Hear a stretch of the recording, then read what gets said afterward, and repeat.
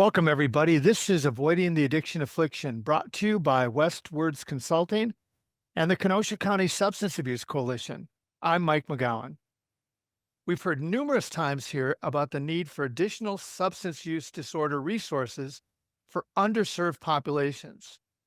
Believe it or not, that includes the population we're going to talk about today, one of the largest population groups in the country, ironically, older adults. My guest today is Alexandra Plante. Alexandra is a senior advisor of substance use disorder in the Strategy and Growth Office of the National Council for Mental Well-Being. She is a recipient of a Fulbright Specialist Award in Substance Use Disorder, leads the National Substance Use Interest Group, and volunteers her time, can't believe she has any, with the Maine Recovery Advocacy Project. She has served as a consultant to U.S. federal agencies and state policymakers, international agencies such as the United Nations Office for Drug Control and Crime, and private entities such as Google. Her writing has been featured in outlets such as Harvard Health Publications, Scientific American, and Psychology Today. She holds a master's in arts in quantitative research and communications and previously served as a director at the Massachusetts General Hospital and Harvard Medical School Recovery Research Institute. Welcome, Alexandra. Thank you so much for having me.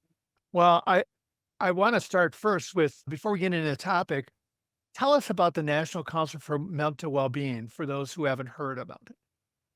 Yeah, thank you. So, the National Council for Mental Wellbeing is a nonprofit behavioral health organization out of Washington, D.C. We represent substance use treatment providers and mental health providers around the country.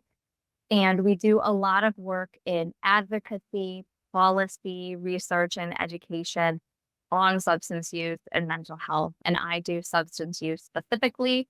We're a staff of a little bit over 250 right now, and we work all across the country.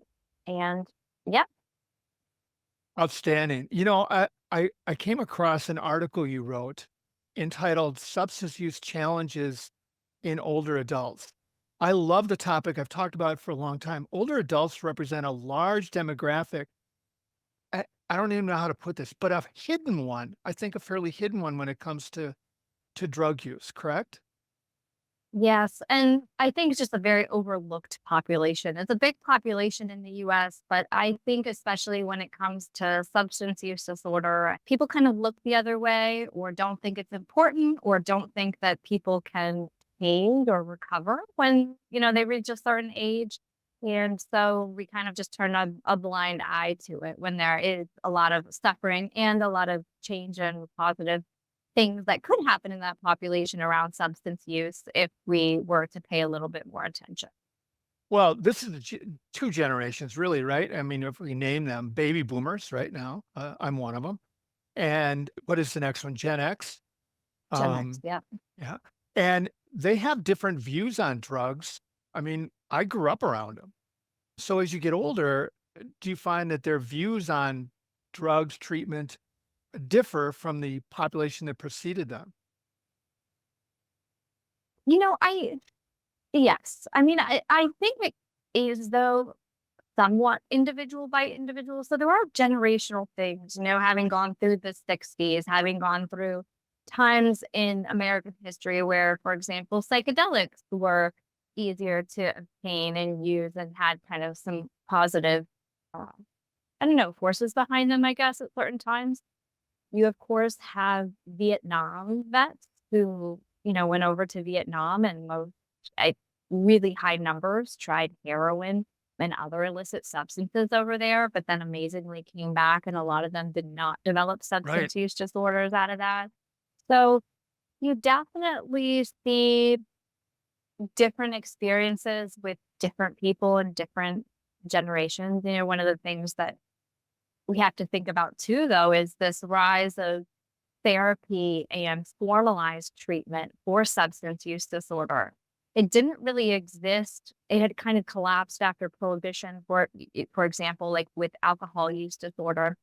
And so when you look at the 1940s, 1950s, 1960s into the 70s in the United States, it's a lot of these informal peer support, Alcoholics Anonymous, groups operating as the de facto substance use treatment in America. And it's not really until more recent decades that you really see this formalization and kind of normalization of psychology, mental health, substance use treatment, medication, practice. Do we have the numbers for how many people make it into later life weathering substance use all through life, as opposed to developing it as they get older? Yeah, we do. So it's estimated that about 1 million adults 65 and older have a substance use disorder. And so within that number, about two-thirds, so let's just say about 650,000 Americans have had what they call a persistent condition.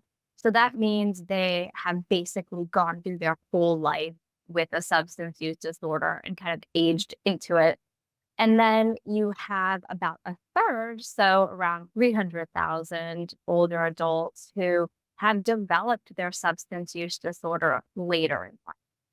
And that's actually the contingent that is pretty interesting to look at kind of what has happened there, given they may not have had some of the traditional risk factors that occur during adolescence or the 20s. What happened? What happened? Exactly. What happened? And so, yeah, I think there are some different, I don't know, do you want me to get into Yeah, a few yeah. I ideas? mean, Yeah. there are some risks as you get older, right? Yeah. So there are some really unique risk factors to being an older adult. You have an increase in loneliness and social isolation that can be due to a lack of mobility. Maybe you don't have a license anymore to drive around. Things can happen to stable relationships. You could be single, divorced, widowed. You have prolonged states of bereavement and grieving as an older person. More of your friends and family and folks that you know are passing away. There are some really big transitions that happen to older adults. It's not just teenagers going off Right. to college, but you're an older adult and maybe you are retiring. So where you've worked for 30 years and the folks and the socialization you got there doesn't exist anymore. You're trying to find meaning in retirement, which is actually becoming there are retirement coaches nowadays to help people figure that out. But you may downsize and transition housing. You also just to list off a few more, it's like there's chronic pain, there's can be complex health conditions, cognitive decline, yeah, just kind of lots of forces all going on at once that can really make folks vulnerable to developing a substance use disorder. And that's not even sort of taking into the account that 54% of adults 65 and older have four or more prescription drugs that they're taking every day. So there's also just sort of a cocktail of prescription drugs in there. Yeah, to complicate things further. Wait, wait, did I hear you right? Over half of the population 65 and above have 4 or more prescriptions they take Yep, that daily? they take every single day. Yep, And there has to be and drug interactions then. there's definitely drug interaction. Wow. When you talked about loneliness, I think about COVID, right? And we saw drinking especially go through the roof in across the board in populations. I assume, do we know? Did that also apply to older adults? Yeah, it did. I don't think, COVID was something that affected everyone. And so, adults 65 plus were not, immune to that. And if anything, I think may have been hit even harder because they were more susceptible to COVID, more at risk for long COVID, more at risk for, fatalities around COVID, catching a case where you don't recover from it.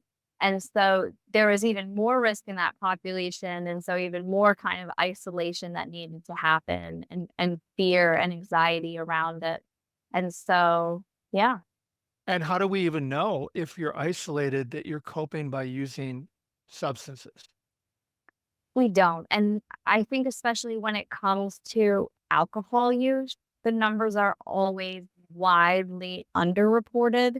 One of the reasons for that is that alcohol use disorder often isn't a cause of death as it is for like an opioid use disorder, you die of an overdose.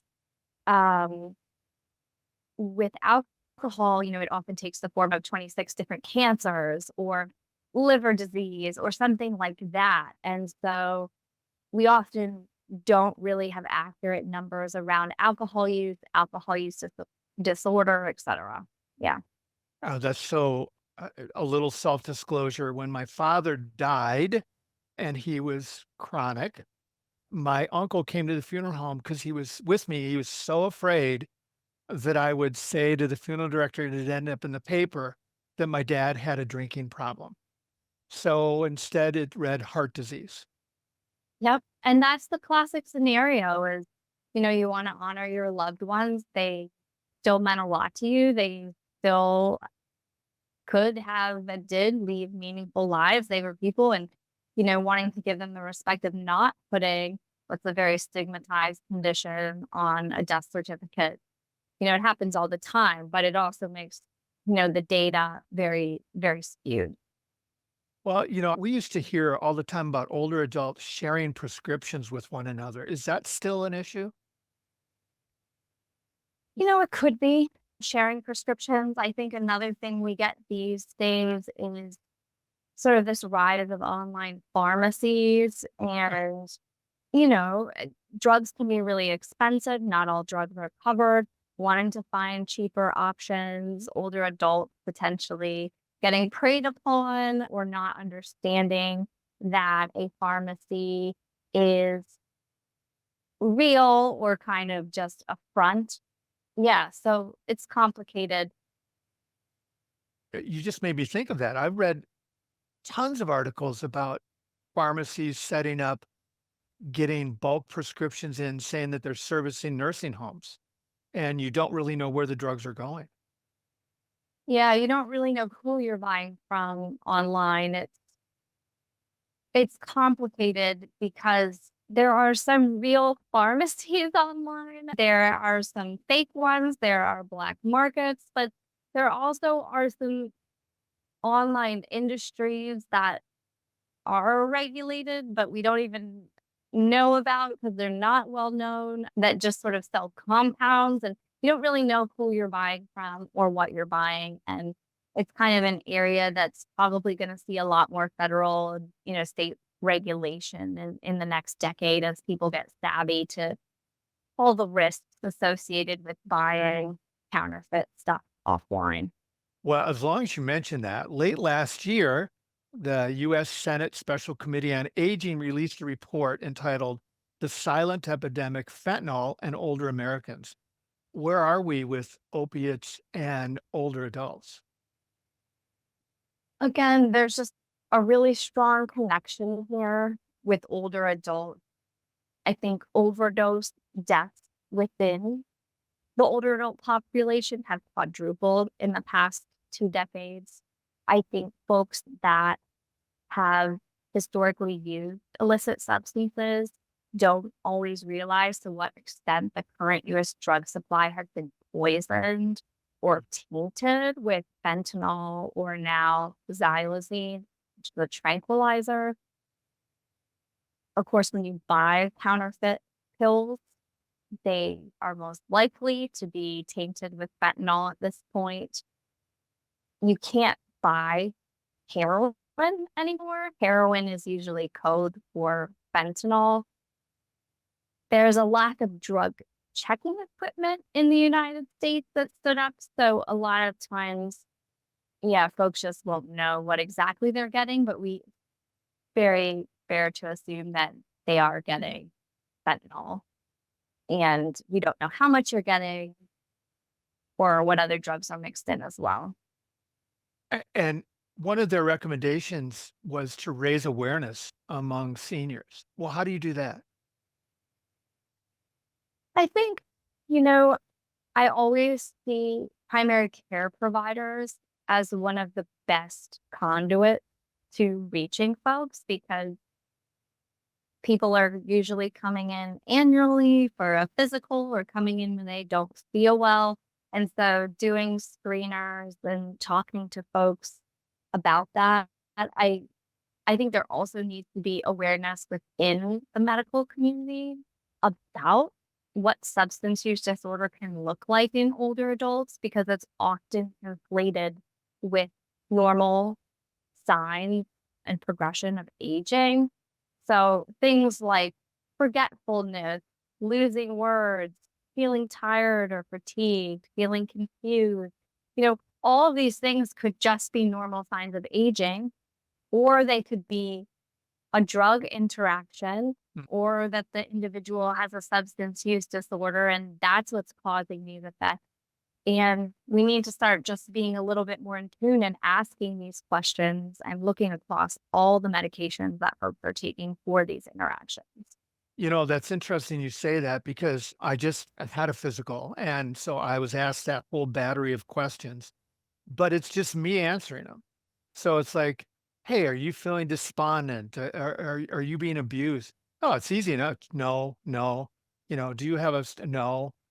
And there's no cross check. So how would a physician know that I wasn't just making it up?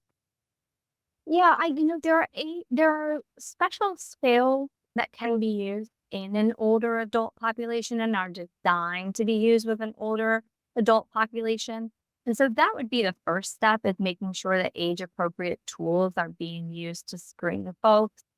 But additionally, and this is actually something that I'm hoping that AI technology will help with, is being able to track patients over time and being able to really know what somebody's baseline is. What is their normal? And, how quickly have they moved away from a normal? Or, if they said that they had substance use, 10 years ago, that still is something that's on the radar today. There also is a lot of misnomers at this point around being denied coverage or insurance being more expensive if you were to tell your physician or your healthcare provider that you do smoke, that you do drink. There's a lot of secrecy around it. I think we need to work on rapport building around patients feeling comfortable enough to share, not worrying that there's going to be stigma, not worrying about their insurance premiums going up as a result, because it's going to be within that sort of safe therapeutic rapport that, providers can really treat patients. I think people are afraid to list it that it follows them then. Yeah. Yeah. Yeah, I mean, I think it comes back to stigma, and you especially get this stigma in an older generation that, it's some kind of a moral or character flaw. We know today that substance use disorder is a chronic condition, that there are biological underpinnings to it, and it's a chronic condition like asthma or diabetes or heart disease, and we need to treat it as such. But stigma can take a long time to kind of, I guess, get out of the cultural nomenclature. Well, speaking of stigma, you made me think of something. I thought about it this morning. Oh, the mental health component is similar to this. We're re-stigmatizing older Americans in mental health. I was watching, this is no sides. I was watching a political discourse, and both sides are hurling insults towards the two candidates about their mental acuity. That's not helping older adults say, "Hey, I may be having a problem." Isn't it right? They'd be much more likely to say, "I don't want the shaming that comes with all this." There's a lot of masking that I think needs to happen in our society, or that does happen in our society as a result of ages. This idea that people can't change, that they're too old, that they're over the hill, that they're not of use to society anymore, or I mean, it's just very deep seated. And I have so much, and I hope that we do kind of replace that stigma at some point with respect because we're all going Mm, to get there. We're all going to be old at some point. And the truth of the matter is that getting older is really the creative challenge of a lifetime. To me, I think it's going to be the biggest creative challenge that I face in my life because what do you do when you can't do the things that you used to do anymore? So maybe you're a runner and you can't run because of health conditions. What are you shifting to? Maybe it's pickleball. You know what I mean? But what do you do when your spouse passes away and you kind of need to start over? What do you do when you can't drive anymore? How do you still find a sense of freedom and independence? There's just folks, once you get to a certain age, I mean, there's just so much respect there for kind of what they're dealing with on a daily basis. But our society is not kind about aging. And that flows through substance use disorder, mental health, physical health, politics, all of it. yeah, well, I was laughing because you just talked to somebody who just had a knee replacement. So that was one of them. But then I think of the phrase that's being tossed around now, which totally discounts the whole generation. Okay, boomer. Like we have nothing of value or just shut up, you know? Yeah, it's dismissive. And yeah, I mean, we've seen this throughout history. I think right now it's like you see it very, but it's been done to different racial or ethnic groups. It's been done to women. It's been Women. done to minorities. Um, I remember in the early 2000s, there was just lots of dumb blonde jokes, and it's just that same vibe of writing people off because of a specific characteristic about them. Getting back to respect would be a great, great idea. Well, speaking of that, you sort of mentioned it. You can get better. I looked this up and I had never heard of this actually. Medicare says it covers treatment and something called structured assessment, brief intervention, referral to treatment, SBIRT. What are the obstacles to older adults getting treatment? Yeah, there are a lot of unique obstacles to this age group. Stigma is a barrier. There's a lack of programs that are tailored to the older generation. And I think having more specific programs could be really helpful. For example, there may be different sensitivities around gender mixing, feeling more comfortable just being with women or just being with men. I think, as we've talked about, there can be different sort of stereotype belief experiences that they're bringing into treatment that, might just be able to be better served with their own cohort or in a program that's specific. The last one I'll bring up as just sort of a very known barrier is that older adults often have co-occurring physical ailments. And one of the issues that we see with addiction treatment is that if you have anything physical going on, they won't accept you into treatment because they can't treat that physical ailment. So recouping from a knee replacement or having a co-occurring sort of mental health, they're getting better at incorporating. But if it's something like dementia or whatnot, they wouldn't really know how to incorporate. Well, they just don't have the resources to treat that alongside sort of a whole person health kind of vibe. So a lot of times older adults just can't get into treatment. And I'm just going to make a parallel here that we're seeing a similar situation with xylazine. So xylazine is a horse tranquilizer that has made its way into the US drug supply and creates open wounds on the body. As a result, treatment centers will not accept, xylazine addicted patients because they can't treat the open wound. But if the folks can't get into treatment, they can't stop the xylazine, their xylazine use. And so they can't stop the open wounds. And it's kind of this vicious cycle. So I think moving forward, one of the takeaways here is that we need substance use disorder treatment that's able to do whole person health and include mental health services, include physical health services, community supports, the whole gamut. Great. What a wonderful topic. I want to end this though with a little bit different way. We've been talking about older adults for the half an hour, but and I couldn't believe it when you responded to me because you're on maternity leave. So you gave up part of your maternity leave to do this with us today. That's I love really talking about this topic and was excited to, yeah, to talk with you today. But I have a 10-week-old little boy, and we're aw. just over the moon. You named him He's Michael, right? close, Nash. Uh, oh, that's a cool name. Very cool. Is this your first, your 20th or what? This is my second. So we actually have a little boy named Knox who turned 3 yesterday. And yeah, and then Nash is 10 weeks. So I am officially a boy mom and loving every minute of it. That's great. What does Knox think of Nash? He loves him. Yeah, Mm. he's actually really leaning into it. And, I think at first we had to really work with him on how he's helping mommy with the baby.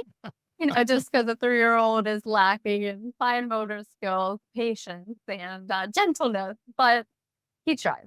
Yeah. Well, those of us older Americans listening to this know those times really well. So, Yes, and I hear that actually being a grandparent is really where it's at. So, yeah, well, I wouldn't know that yet. So let's, Alexandra, thank you. Your council, the National Council for Mental Wellbeing, has some incredible resources. And all of you know who listen to this, and if it's your first time, we have a link to that, to their website on this podcast. And feel free to use it. For everybody else who is listening, join us anytime you're able. Till then, we hope you can stay safe. And remember, it's never too late to get well.